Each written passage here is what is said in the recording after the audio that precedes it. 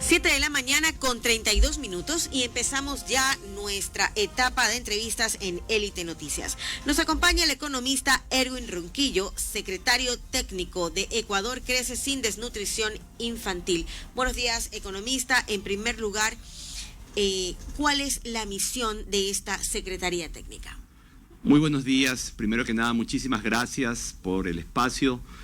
Siempre es importante para nosotros venir aquí a conversar con la ciudadanía por medio de ustedes, los medios de comunicación, y comentar acerca de este programa liderado por el presidente Guillermo Lasso, que cuando asumió el mandato encontró que en el país 1 de cada 3 niños y niñas padecían desnutrición crónica infantil, una realidad que de alguna manera fue o ha sido invisibilizada en gobiernos anteriores y que por primera vez un presidente decide poner la lucha contra la desnutrición crónica y el futuro de los niños y niñas como una prioridad de su gobierno.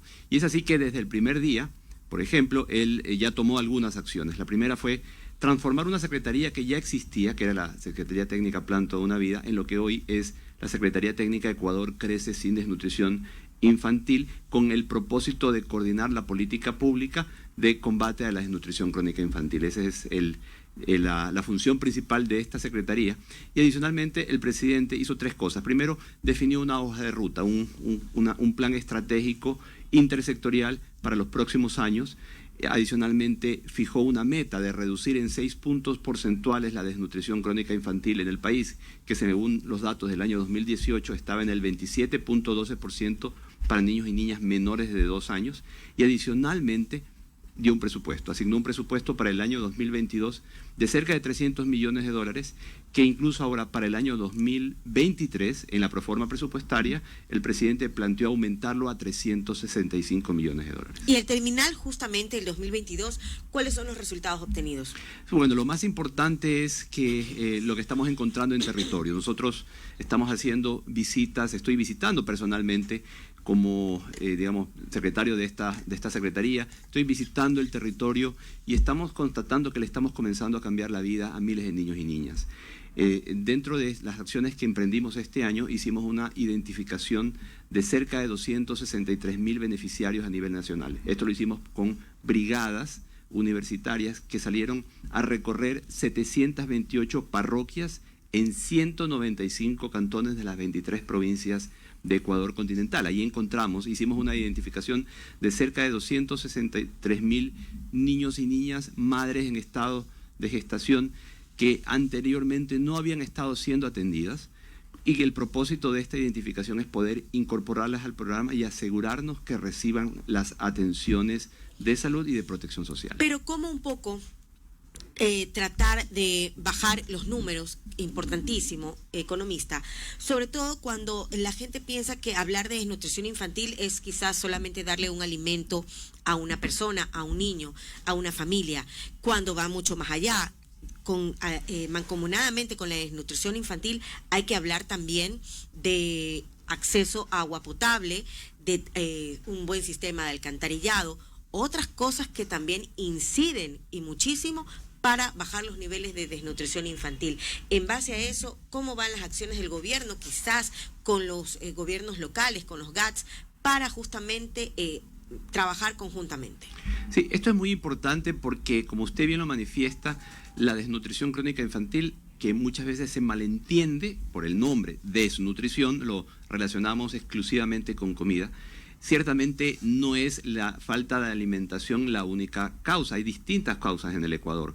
Tiene que ver con el acceso a los controles de salud, tanto para la madre gestante como para el niño y niña en los primeros años de vida.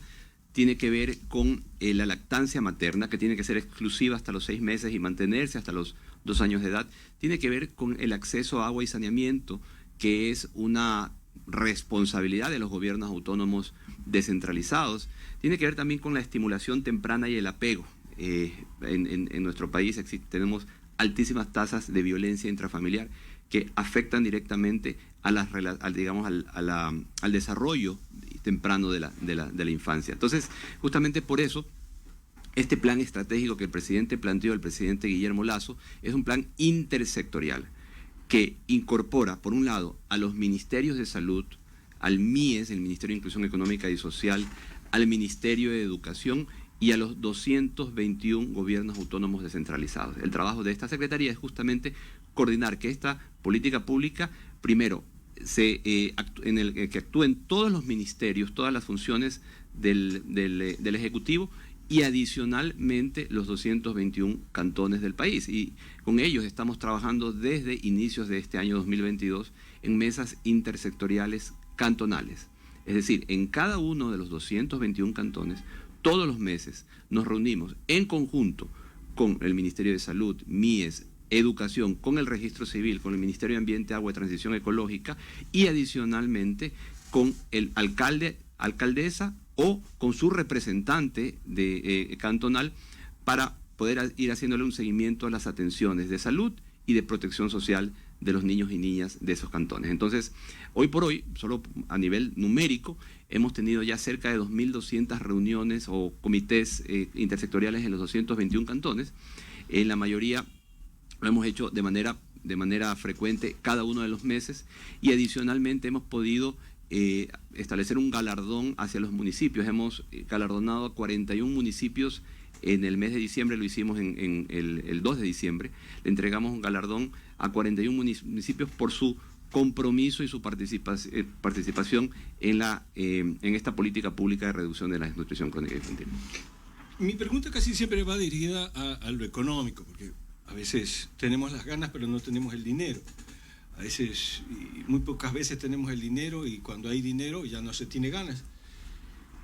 ¿Y cuánto tiempo lograremos algún tipo de resultado? Porque esto no es solamente de hacer 2 o 3 cosas. Me imagino que hay que tener un proceso, hay un plan. Ya tenemos varias generaciones desnutridas que se han convertido en hombres con problemas de salud, con problemas inclusive que ahora la están pagando en el Seguro Social, etcétera, etcétera, porque un niño desnutrido es un hombre enfermo y termina siendo, si es que llega a ser, un anciano también enfermo.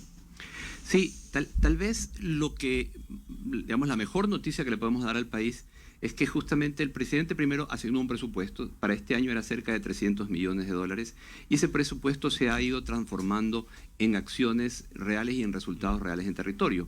Nosotros, como le manifestaba, estamos visitando y hemos encontrado, por ejemplo, que habían una serie de, niños, niñas que tenían riesgo de padecer desnutrición, que hoy por hoy ya no lo están, están creciendo adecuadamente de acuerdo a su edad. Esa es otra cosa importante.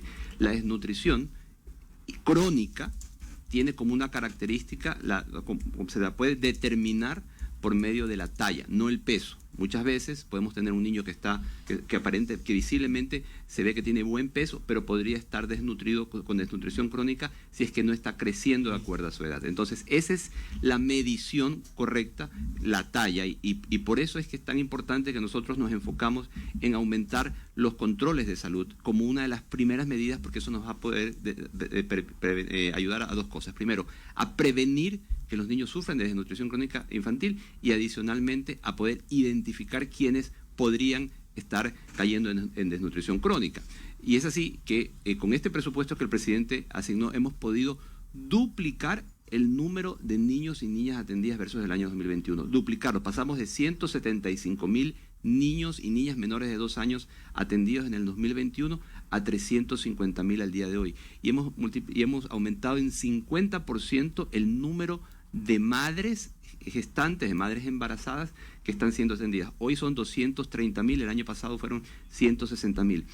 Esos son los números más importantes que podemos, informar a la ciudadanía, porque significa que estamos aumentando el número no solo de atendidos, sino de atenciones, que a la larga lo que nos van a permitir es que esas mayores atenciones eviten que los niños y las niñas caigan en desnutrición crónica.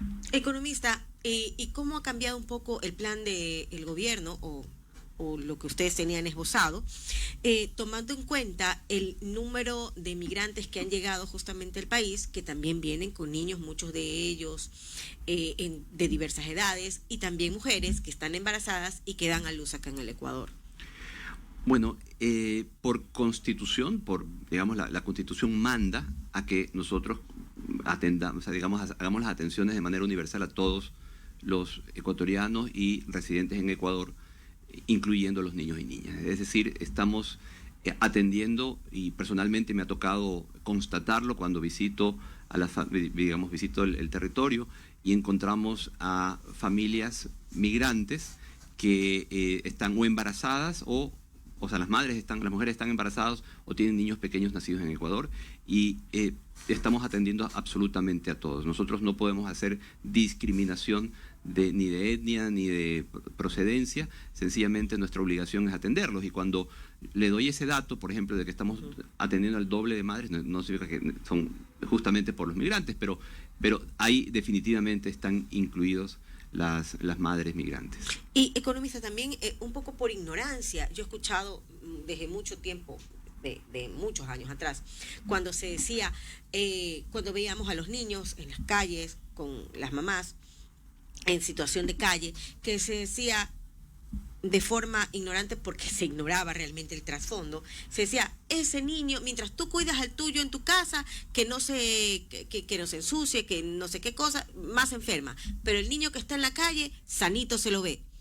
Y ese es un trasfondo porque quizás no se sabía que aparentemente, o sea, esa aparente buena apariencia de salud estaba más allá de que quizás eran niños que no sobrevivían muchos años, quizás 1 o 2 años, y fallecían por ese tipo de condiciones. ¿Cómo ha cambiado también esta realidad que la hemos visto por muchos años?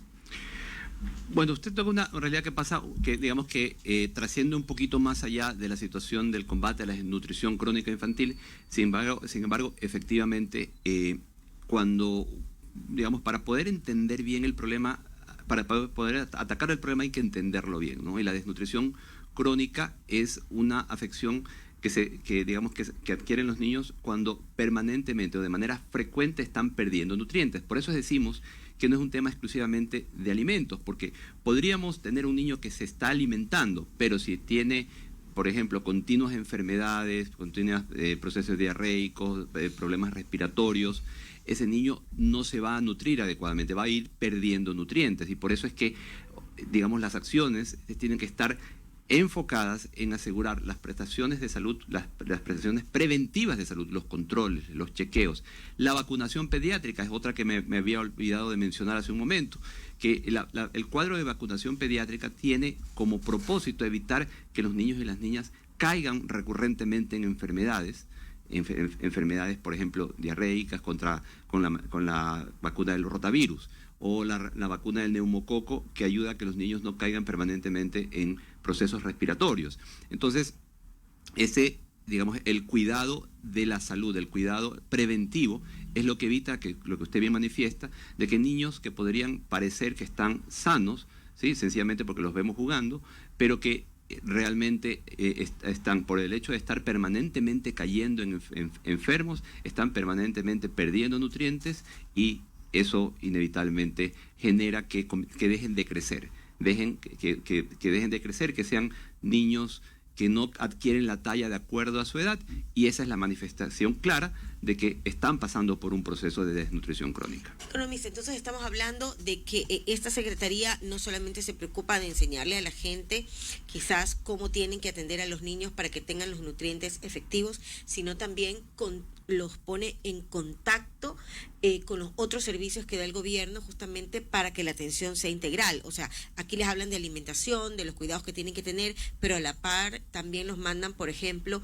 a lo que es salud, para recibir las vacunas respectivas, y que el niño sea cuidado en toda su integralidad. Sí, nosotros en la Secretaría desarrollamos un sistema de seguimiento nominal. Esto es una herramienta tecnológica que pareciera muy obvia, pero que cuando asumimos el gobierno resulta que no existía, no teníamos cómo hacerle un seguimiento a los casos de niños y niñas. Entonces, desde el año pasado comenzamos a trabajar en este sistema. Hoy por hoy tenemos unificadas a todas las bases de datos de los servicios sociales y de salud del gobierno, del Estado, y hoy por hoy podemos saber cuando un niño está en el vientre materno y luego nace podemos ir haciéndole seguimiento a ese niño desde que estaba en el vientre materno, cuántos controles recibió la mamá, qué tipo de controles recibió, qué tipo digamos, de vitaminas, micronutrientes, ácido fólico recibió. Luego, cuando el niño nace, de igual forma podemos ir haciéndole un seguimiento a su crecimiento.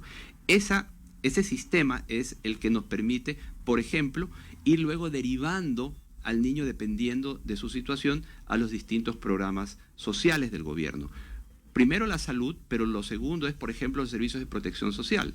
Y ahí el MIES tiene una gran responsabilidad, porque con el MIES estamos atendiendo a 285.000 niños y niñas en los distintos programas sociales del MIES. 85.000 de ellos están en las guarderías gratuitas del Estado. En estas guarderías los niños reciben 4 de las 5 comidas al día. 4 de las 5 comidas al día. Y está dirigido a quienes están en la mayor situación de vulnerabilidad. Todavía hay mucho por hacer, pero ya estamos comenzando a cambiarle la vida a esos niños y niñas. Y hay otro programa que se llama Creciendo con Nuestros Hijos. Estas son educadoras familiares que visitan semanalmente las casas de aquellas madres embarazadas o con niños pequeños para darle consejerías acerca de hábitos de nutrición, hábitos de higiene, lactancia materna y sobre todo estimulación temprana y apego. Es un servicio que normalmente cualquiera de nosotros, si tuviésemos que ir a contratarlo, costaría muchísimo y sería impagable para quienes no tienen los recursos. Nosotros lo estamos entregando de manera totalmente gratuita, con el único fin de darle a ese niño y a esa niña una oportunidad distinta, para que cuando esos niños crezcan no estén en las calles peleándose, sino que estén peleándose por entrar a las universidades. Ok, listo, muchísimas gracias. El economista Erwin Ronquillo, secretario técnico de Ecuador Crece sin Desnutrición Infantil. Importante la labor que realiza el gobierno justamente en beneficio de los niños y niñas ecuatorianos.